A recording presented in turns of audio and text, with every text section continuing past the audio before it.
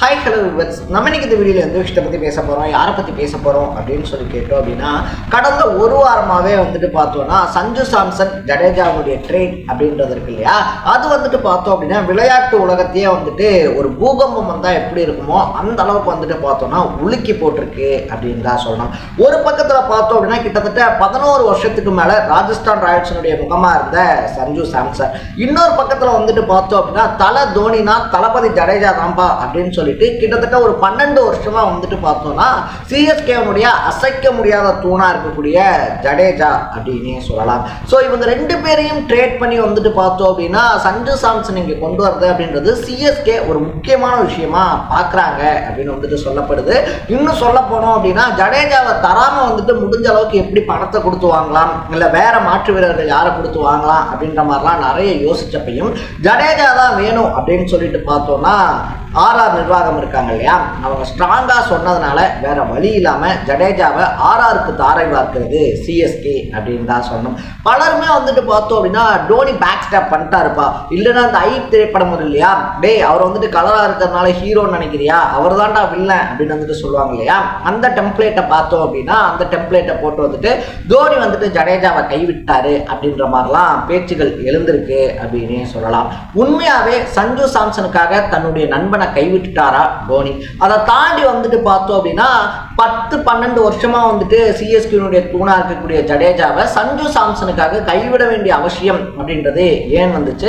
ஏன்னா சிஎஸ்கேல இருக்கக்கூடிய 5 கப்ல பார்த்தோம்னா 3 கப் ஜெயிக்கிறதுக்கு ஜடேஜாவினுடைய பங்கு அப்படின்றது இருக்கு இல்லையா, அது ரொம்ப அளப்பரியது அப்படின்னு சொல்லணும். அதுவும் எக்ஸாக்டா சொல்லணும்னா 2023 கடைசி 2 பால்ல 10 ரன் அடிச்சு ஜடேஜா தான் வின் பண்ணி கொடுத்தாரு.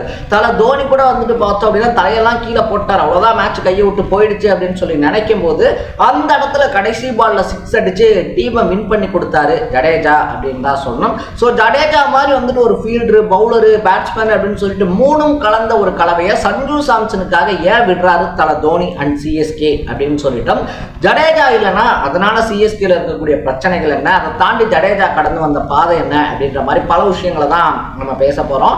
அதுக்கு முன்னாடி நம்ம சேனலுக்கு நீங்க புதுசா வந்திருந்தீங்க அப்படின்னா இதே மாதிரி அப்பப்போ அப்டேட்டா போயிட்டு இருக்க விஷயங்கள், அது கரண்ட் அஃபேர்ஸா இருந்தாலும் சரி, பாலிடிக்ஸா இருந்தாலும் சரி, ஸ்போர்ட்ஸா இருந்தாலும் சரி, அப்பப்போ அப்டேட்டா போயிட்டு இருக்க விஷயங்களை நீங்க தொடர்ந்து தெரிஞ்சுக்கணும் அப்படின்னு ஆசைப்பட்டீங்கன்னா மறக்காம சேனலை ஃபாலோ பண்ணி சப்ஸ்கிரைப் பண்ணிக்கங்க. ஃபர்ஸ்ட் ஆஃப் ஆல் எல்லாருமே சொல்ற மாதிரி ஜடேஜாவை கைவிட்டுட்டாரா தோனி, ஜடேஜா இருக்காரு இல்லையா, அவர் பேக் ஸ்டாப் பண்ணிட்டாரா தோனி அப்படின்னு சொல்லி கேட்டோம்னா அப்படி கிடையாது அப்படின்னு தான் சொன்னோம். ஏன்னா இது வரைக்கும் டீமை தாங்கிறதுக்கும் டீமை முன்னோக்கி கூட்டு பொறுப்பும் ஆசிய கேப்டனா பார்த்தோம் அப்படின்னா தோனி இருந்தாரு.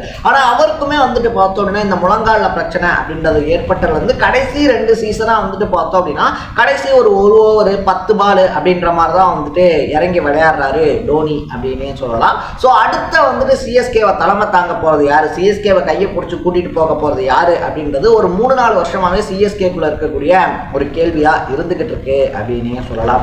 சோ ஜடேஜா கிட்ட இதனாலதான் பார்த்தோம் அப்படின்னா 2022 தோனி கேப்டன்ஷிப்பை கொடுத்திருந்தார், நீ டீமை லீட் பண்ணு அப்படின்னு சொல்லிட்டு.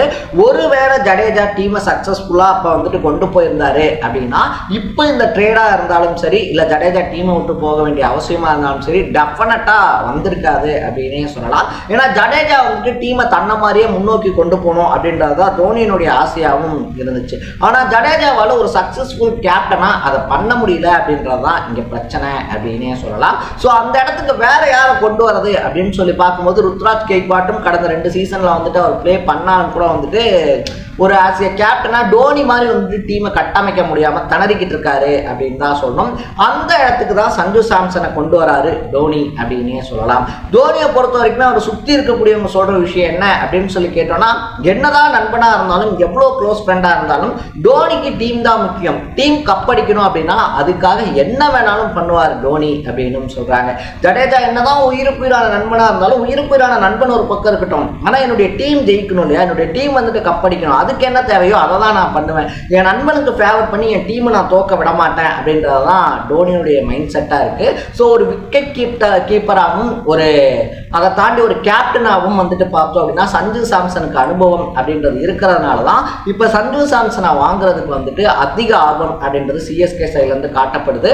அதனால தான் டோனியும் பெரிய அளவில் வந்துட்டு பார்த்தோம் அப்படின்னா இதுக்கு எதிர்ப்புலாம் தெரிவிக்காம அமைதியாக இருக்காரு அப்படின்னு சொல்கிறாங்க. டீம் ஜெயிக்கணும்னா ஒரு சில தியாகத்தை செஞ்சு தான் ஆகணும் அப்படின்றதுனால தான் இப்படி ஒரு கஷ்டமான முடிவை டோனி எடுத்தார் அப்படின்னு சொல்லப்படுது.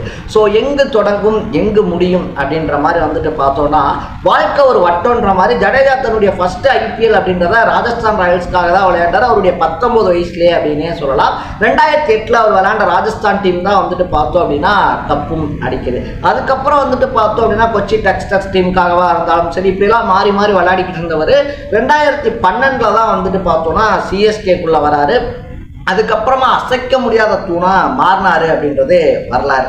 இப்போ ஜடேஜா போகிறதுனால சிஎஸ்கேல என்ன பிரச்சனை அப்படின்னு சொல்லி கேட்டோம் அப்படின்னா பல பிரச்சனைகள் இருக்குது அப்படின்னே சொல்லலாம். ஏன்னா ஜடேஜா மாதிரி ஒரு பன்முக திறமை கொண்டவர் இருக்காங்க இல்லையா, நம்ம முன்னாடியே சொன்ன மாதிரி ஃபீல்டரு, விக்கெட், அதை தாண்டி வந்துட்டு பவுலரு, பேட்ஸ்மேனு அப்படின்னு சொல்லிட்டு அதுவும் டீப் ஃபீல்டிங்லாம் வந்துட்டு பார்த்தோம்னா ஜடேஜா தான் கிங்கு அப்படின்ற மாதிரி பல ஆக்ஷன்ஸில் வந்துட்டு பார்த்தோம்னா ஜடேஜாவை வச்சு பிளேயர்கள் எடுக்கப்பட்டிருக்காங்க. இவர் இங்கே இருக்காரு அப்படின்னா இந்த இதில் அவர் பவுலிங் போடுவார், இந்த டைமில் அவர் பேட்டிங் ஆடுவார்னு சொல்லிட்டு ஜடேஜாவை மெயின் பாயிண்ட்டாக வச்சு பார்த்தோம் அப்படின்னா பல ஆக்ஷன்ஸில் வீரர்கள் வாங்கப்பட்டிருக்காங்க அப்படின்றது தான் அசைக்க முடியாத உண்மை அப்படின்னே சொல்லலாம்.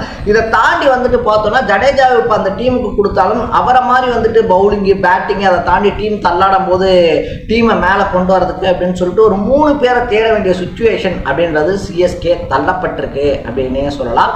என்னதான் சஞ்சு சாம்சன் வர்றதுனால மிடில் ஆர்டர் வந்துட்டு ஸ்ட்ராங்கா இருந்தாலும் கூட ஜடேஜாவினுடைய அந்த அப்பர் ஆர்டர் இருக்கு இல்லையா, லோவர் ஆர்டர் இருக்கு இல்லையா, கீழே வந்துட்டு டீமை கட்டி காய்க்கிறதுக்கு ஆள் இல்லை அப்படின்னு தான் சொல்லணும். டோனி சிறந்த ஃபினிஷர் அப்படின்ற பேர்லாம் இருந்தாலும் கூட கடந்த 2 சீசனா டோனியை கம்பேர் பண்ணும்போது வந்துட்டு பார்த்தோம்னா டோனியை விட ஒரு படி மேலே ஜடேஜா ஃபினிஷ் பண்ணி கொடுத்துருக்காரு அப்படின்னே சொல்லலாம். பல நேரங்களில் வந்துட்டு பார்த்தோம் அப்படின்னா 28 பாலுக்கு 65 ரன்னு, 45 பாலுக்கு 77 ரன்னு, 29 பாலில் 50 ரன்னு, 34 பாலில் 50 ரன்னு சொல்லி டீம் தள்ளாடும் போதெல்லாம் தன்னுடைய எஃபோர்ட்டை போட்டு கொடுத்துருக்காரு, டீமை ஜெயிக்க வச்சிருக்காரு அப்படின்னு தான் சொன்னோம். எனிவேஸ் எது எப்படியா இருந்தாலும் டீமுக்காக தான் தோனி இப்படி ஒரு முடிவு எடுத்திருக்காரு அப்படின்னு சொல்லிட்டு ரசிகர்கள் பலரும் ரியலைஸ் பண்ண ஆரம்பிச்சிருக்காங்க.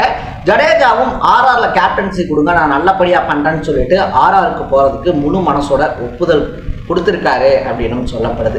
சஞ்சு சாம்சன் வரப்போகிற காலம் சிஎஸ்கேக்கு எப்படி இருக்க போகுது, சிஎஸ்கே மறுபடியும் ஒரு ஸ்ட்ராங்கான கம்பேக் அப்படின்றது கொடுக்க போகிறாங்களா, அட் த சேம் டைமில் ஆஸ் எ கேப்டனாக ராஜஸ்தான் ராயல்ஸ் ஜடேஜா எப்படி கொண்டு போக போகிறாரு அப்படின்றத நம்ம வெயிட் பண்ணி தான் பார்க்கணும். ஸோ இந்த ட்ரேடை பற்றி நீங்கள் என்ன நினைக்கிறீங்க அப்படின்றத கமெண்ட்டில் போட்டு இதே மாதிரி அப்பப்போ அப்டேட்டாக போயிட்டு இருக்க விஷயங்கள், அது கரண்ட் அஃபேர்ஸாக இருந்தாலும் சரி, பாலிடிக்ஸாக இருந்தாலும் சரி, ஸ்போர்ட்ஸாக இருந்தாலும் சரி, அப்பப்போ அப்டேட்டாக போயிட்டு இருக்க விஷயங்களை நீங்கள் தொடர்ந்து தெரிஞ்சுக்கணும் அப்படின்னு ஆசைப்பட்டீங்கன்னா மறக்காம சேனலை ஃபாலோ பண்ணி சப்ஸ்கிரைப் பண்ணிக்கோங்க. நாளைக்கு இதே மாதிரி இன்னொரு இன்ட்ரெஸ்டிங்கான வீடியோட சந்திக்கலாம். Bye by.